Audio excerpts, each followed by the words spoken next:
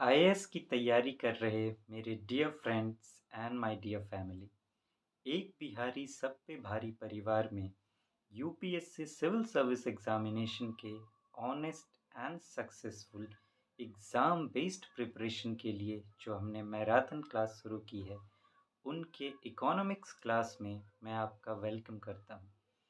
Friends, आज हम लोग फाइनली इन्फ्लेशन चैप्टर के आखिरी चरण पर पहुँच गए। पिछले काफ़ी टाइम से हम लोग इन्फ्लेशन के अलग-अलग टॉपिक्स पर बातें कर रहे हैं। इन्फ्लेशन चैप्टर को हम कंप्लीट कर चुके हैं और उसके पिछले 2 क्लासेस में हमने जो क्वेश्चंस मैंने आपको शुरू में बताए थे, जो यूपीएससी ने इन्फ्लेशन चैप्टर से पूछ रखे हैं, उन्हें भी सॉल्व किया था और आज उनके फाइनल क्वेश्चन को हमें सॉल्व करना है और फिर हम लोग नेक्स्ट चैप्टर पर मूव करेंगे। तो आइए फ्रेंड्स, इन्फ्लेशन से रिलेटेड जो यूपीएससी ने अपने प्रीवियस ईयर्स में क्वेश्चंस पूछे हैं, उन्हें देखते हैं वो आखिरी क्वेश्चन कौन सा है। Which one of the following is likely to be the most inflationary in its effects? पूछा जा रहा है कि इनमें से कौन सा, ये जो 4 ऑप्शन दिए गए हैं, इनमें से कौन सा सबसे ज़्यादा इन्फ्लेशनरी है। कहने का मतलब इनमें से क्या हो जाए तो इन्फ्लेशन सबसे ज़्यादा बढ़ जाएगा, ये पूछा जा रहा है। आपको याद होगा इन्फ्लेशन पर जब हम बातें कर रहे थे तो उसमें हमने इन्फ्लेशन के कॉजेज़ पर बातें की थी, जिसमें हमने डिमांड पुल इन्फ्लेशन पर बातें की, कॉस्ट पुश इन्फ्लेशन पर बातें की, अलग-अलग कॉजेज़ पर बातें की थी। तो आपको याद होगा कि मैंने आपको बताया था, बहुत डिटेल में बताया था, प्रैक्टिकली बताया था कि इन्फ्लेशन होता क्यों है, इन्फ्लेशन में क्या होता है। फिर भी थोड़ा-सा मैं उसको रिपीट करना चाहूँगा यहाँ पर। अब देखिए, इन्फ्लेशन का क्या मतलब है? कीमतों का बढ़ जाना। कीमतें कैसे बढ़ती हैं? अब देखिए, आपके पास मान लेते हैं कि बहुत पैसा आ गया है। पहले एक सिचुएशन की कल्पना करते हैं, नॉर्मल सिचुएशन की, कि अभी इन्फ्लेशन नहीं है, तो नॉर्मल मतलब नॉर्मल डिमांड है और उसी रेट में सप्लाई आ रही है। जितनी डिमांड हो रही है उतना सप्लाई हो जा रहा है। अब आपके पास मान लेते हैं कुछ पैसे ज़्यादा आ गए, तो आप करेंगे क्या इन पैसों का? इन पैसों से जाके प्रोडक्ट्स का डिमांड ही करेंगे। लेकिन पैसे आपके पास आ गए हैं, उसके अलग-अलग कॉजेज़ होते हैं कि पैसे कहाँ से आए। तो पैसे आ गए हैं, लेकिन मार्केट में जो है सप्लाई तो उसी रेशियो में नहीं बढ़ा है, सप्लाई तो उतना ही है। तो अब मान लीजिए पहले 100 लोग थे, वो 100 केजी आटा डिमांड कर रहे थे नॉर्मल दिनों में। अब लोगों के पास ज़्यादा पैसा आ गया है, तो वो डिमांड 100 ही लोग हैं, लेकिन पैसा ज़्यादा आ गया, तो क्या कह रहे हैं कि हमें अब ज़्यादा आटा खरीदेंगे। वो 100 के बदले 125 केजी डिमांड कर रहे हैं आटा। लेकिन उसके पास तो 100 ही केजी है, मान लेते हैं एक दुकानदार है। और दुक और मार्केट जो है वो किस पर काम करता है? वो दुकान वाला कहेगा, अरे अच्छा मौका है यार, मस्त प्रॉफ़िट कमाएँगे। मार्केट तो प्रॉफ़िट पर काम करता है। ऐसा करते हैं, ज़रा इन लोग को लूटा जाए, बहुत पैसा लेके आए हैं, चलो कुछ इनसे लूटा जाए। तो क्या करेगा? उनको तो प्रॉफ़िट कमाना, वो अपना रेट बढ़ा देगा, मतलब चीज़ों की कीमतें बढ़ा देगा। यही तो है इन्फ्लेशन। तो लोगों के पास ज़्यादा पैसा आ गया, सप्लाई उतना का उतना है, ये पहुँच गए लेने, दुकानदार लूटने बैठा ही है। बैठा तो नहीं था, लेकिन इन्होंने लूटने पर मजबूर कर दिया, तो उसने बढ़ा दिया रेट। अब जिसके पास ज़्यादा पैसा है वो दो भैया और खरीद के लाओ और मस्त होके रोटी खाओ। अब आइए ज़रा इस बात को ध्यान में रखते हुए अब क्वेश्चन पर आते हैं। इसमें से कौन है जो इन्फ्लेशन को सबसे ज़्यादा बढ़ा देगा? मतलब कि किसके वजह से मार्केट में सबसे ज़्यादा पैसा पुश हो जाएगा, सबसे ज़्यादा मनी सप्लाई हो जाएगा। तो जितना ज़्यादा मनी सप्लाई उतना ज़्यादा इन्फ्लेशन हो जाएगा। देखते हैं। रीपेमेंट ऑफ पब्लिक डेब्ट।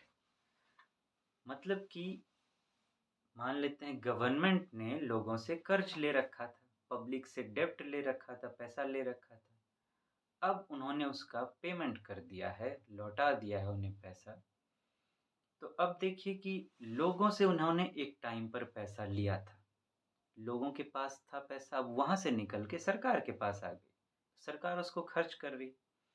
अब वही पैसा सरकार के पास से वापस से पब्लिक के पास जा रही है, पब्लिक के पास से सरकार के पास आई, अब सरकार के पास से पब्लिक के पास आ रही है, मतलब जो पैसा आया वो पैसा वापस जा रहा है, थोड़े बहुत इंटरेस्ट के साथ में, हल्का-फल्का।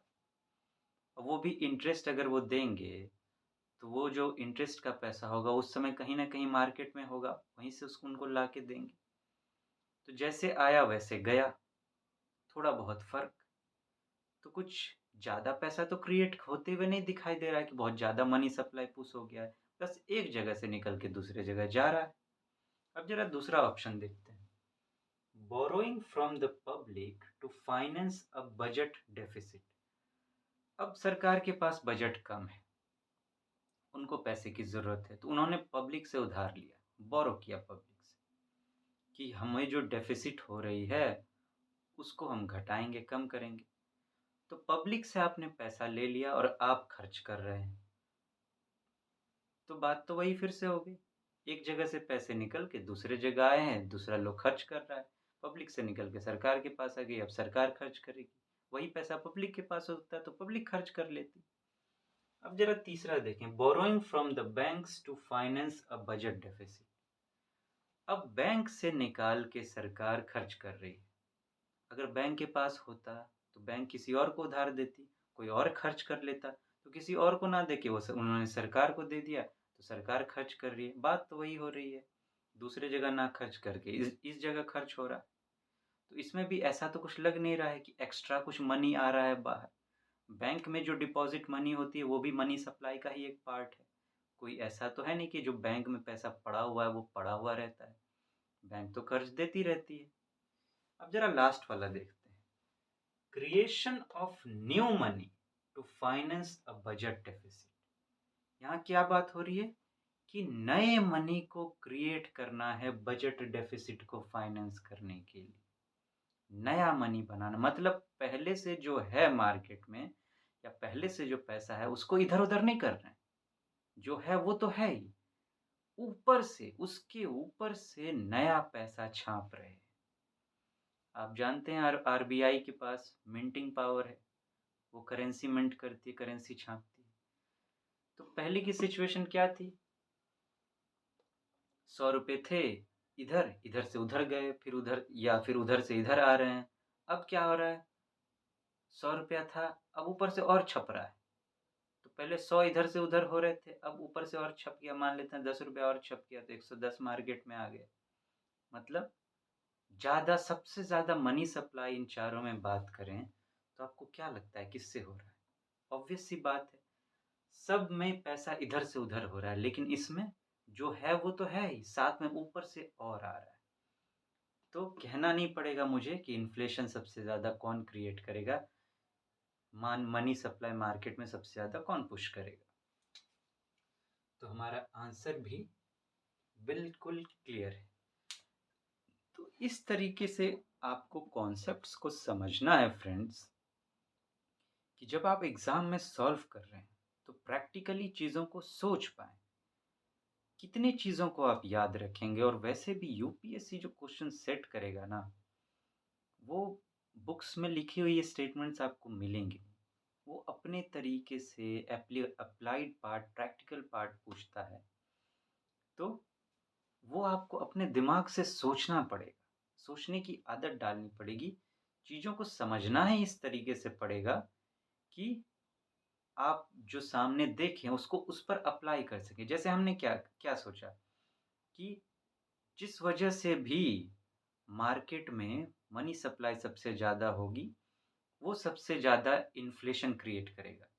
इसे हमने पढ़ने के दौरान समझा जब हम पढ़ रहे थे इन्फ्लेशन चैप्टर। तो ये बात तो इसमें कहीं भी नहीं लिखी हुई है, लेकिन उस बेस पर हम इसमें से पता लगा सकते हैं कि नहीं, ढूँढ सकते हैं कि नहीं, समझ सकते हैं कि नहीं, कौन सबसे ज़्यादा मनी सप्लाई पुश करेगा।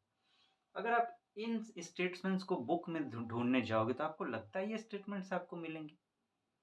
आप कहीं भी मुझे ढूँढ के दिखा दीजिए कि आपको ये स्टेटमेंट्स मिल रहे हैं इसके साथ में, ऐसे क्वेश्चन के साथ में कि इन्फ्लेशन के इफ़ेक्ट के रूप में ये सब आपको मिल रहे हैं।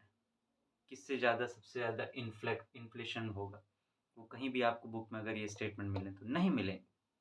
यूपीएससी पूछता ही नहीं है बुक इस बातें, वो अपने से क्रिएट करेगा और आपको भी जो आपने पढ़ा हुआ है, वो आपको इस तरीके से पढ़ना है कि आप भी अपने तरीके से सोच सकें।